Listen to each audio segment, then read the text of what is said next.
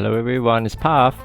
So today we're going to talk about a topic that many PokeTuber, or at least the people who say they invest in Pokemon, rarely talk about, and that is about how much product do we actually open. I don't think I speak for everybody, but at least for me and my family, I wanted to share, how much I actually reaped in the past about 1 year or so. As you know, I only started collecting about a year. Of course, I went quite heavy, but I also wanted to share with you what are the things that I actually reaped and how does it compare to the things or the amount that I actually kept. A picture of 151 UPC here. This was the first product I bought, and I bought it from Toys R Us, and I paid quite a premium. The ultra premium collection, of course you have to pay a premium, so I actually paid above MSRP. At that time I don't even know what MSRP is, so I see the product looks nice and it is for my kids' birthday, and they like Pokemon. I just bought this one. I do not know what it is, but I know 151 seems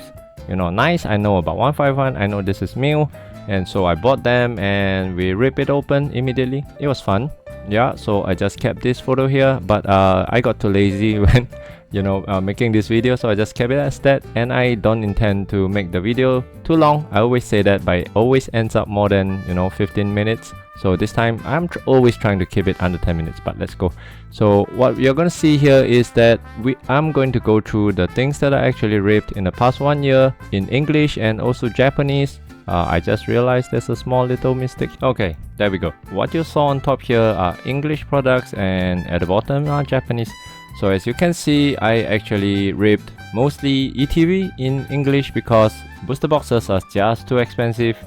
I am a person who really couldn't bring myself to open up expensive things, and I always heard from all the PokeTubers that I follow, that I learn from, they say that booster box is the thing that will grow in value. And after doing some research myself, I also saw that ETB, even though they do seem to also go up in value in terms of as an investment, but they don't seem to do as well as booster box. So and ETB actually is quite nice because they always come with sleeves, and they come with a little booklet with all the cards that is in the set, and I find it quite nice as well, and some dice and things like that. So I thought ETB is actually a nicer product to open compared to 151. 151, when we opened the whole UPC, we realized we couldn't even play the game because we didn't have enough energy. And my kids, we actually tried to play the game and we realized there's no way because we couldn't get enough energy.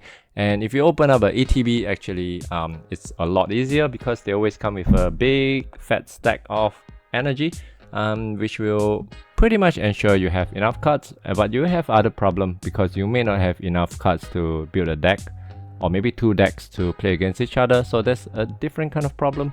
Yeah, but I thought actually ETB is a nicer product to open compared to booster box.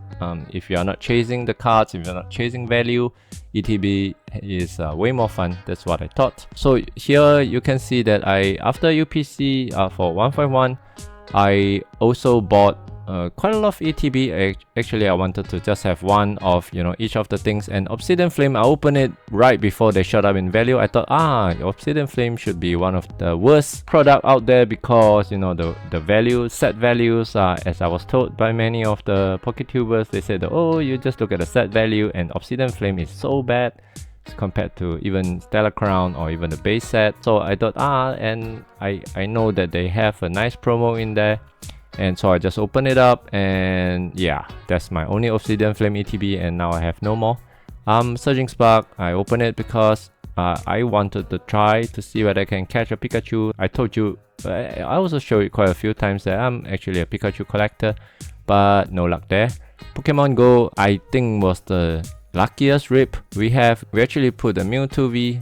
In the edit, I'm going to show you which is the card that I'm referring to. That's basically the biggest pull in the pack from Pokemon Go, and we were really happy about that. So yeah, Pokemon Go is actually pretty fun. Paldean Fate, this one I gave it to one of my family member as a birthday gift. We opened it together, didn't pull anything too crazy as well, but it was fun.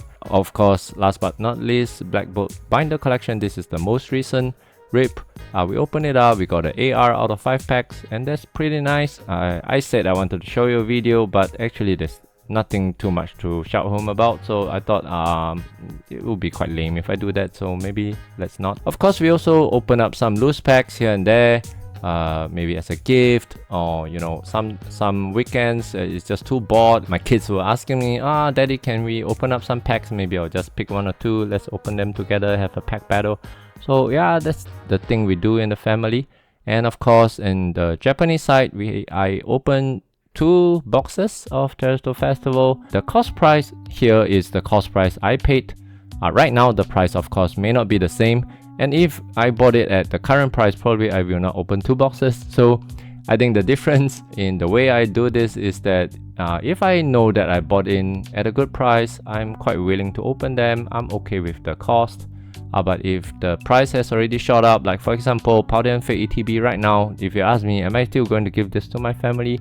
You know, like $200 ETB, probably not, right? Or 151 UPC, am I still going to rip them? And probably not, right?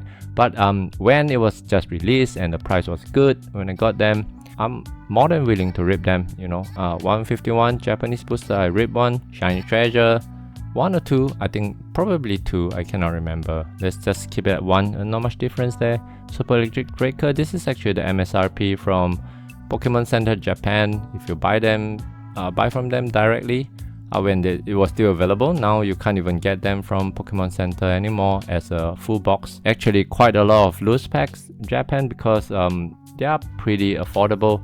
So anytime if my kids ask me, Daddy, can we open up some packs? Usually I will offer them some, you know, loose Japanese packs. So this value could probably be a little bit more, but let's just keep it at this number. And the grand total that I spend in a year, in terms of how much I rip, this will be sort of the value, maybe plus minus 10%, $910 American dollar, and in terms of Singapore dollar, $1,200. I hope my wife is not watching.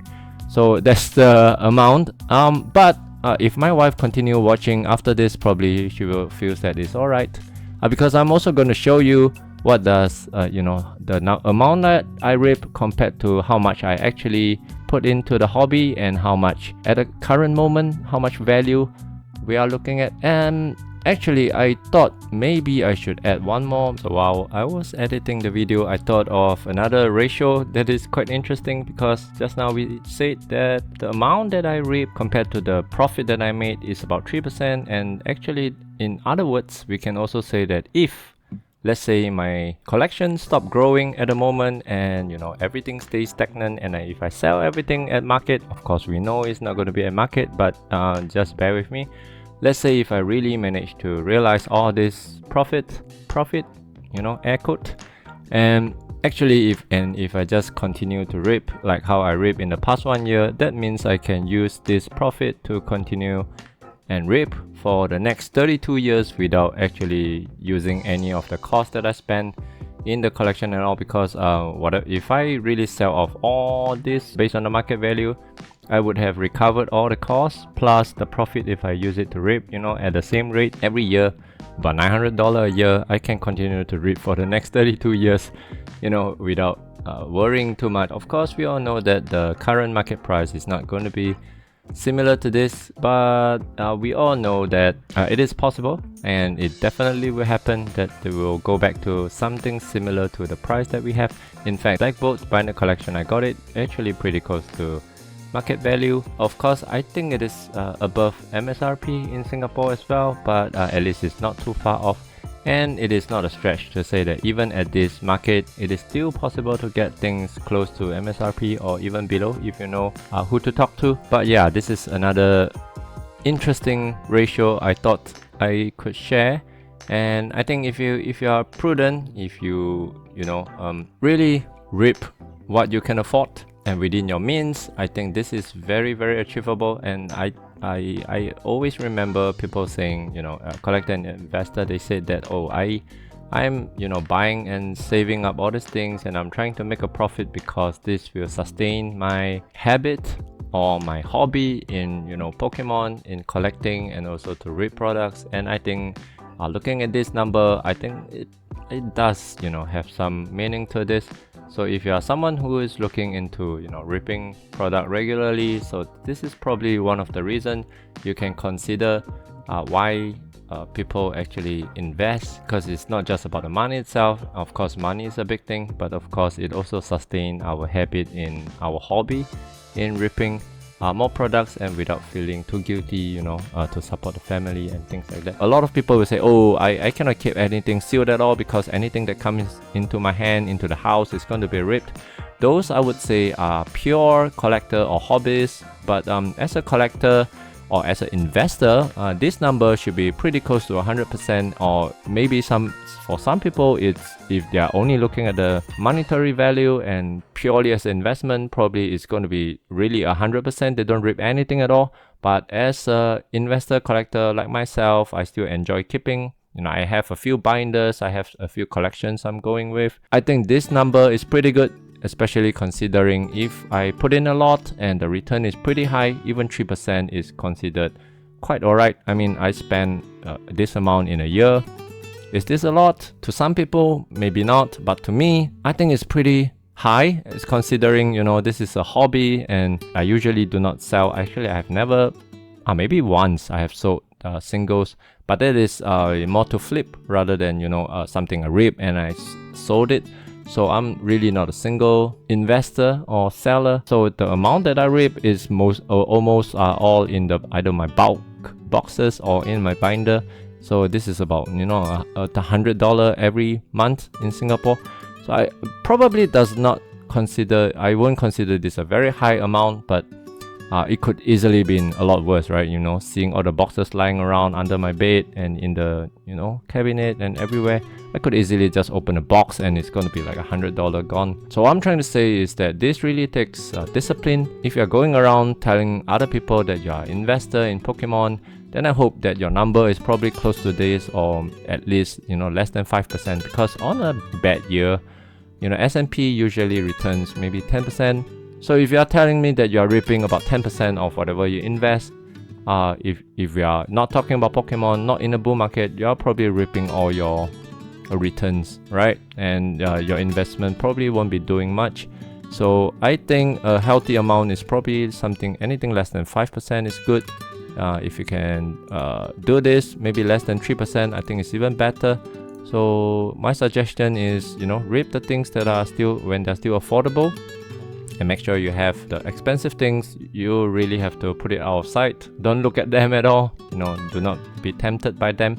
Yes, that's all what I wanted to share. Let me know in the comment how you're doing in terms of how much you rip compared to how much you put into the hobby. Is it 100%? Do you rip everything, or you rip nothing at all, or anything in between? Let me know. What do you think is the best balance in this hobby? I'll see you in the next one.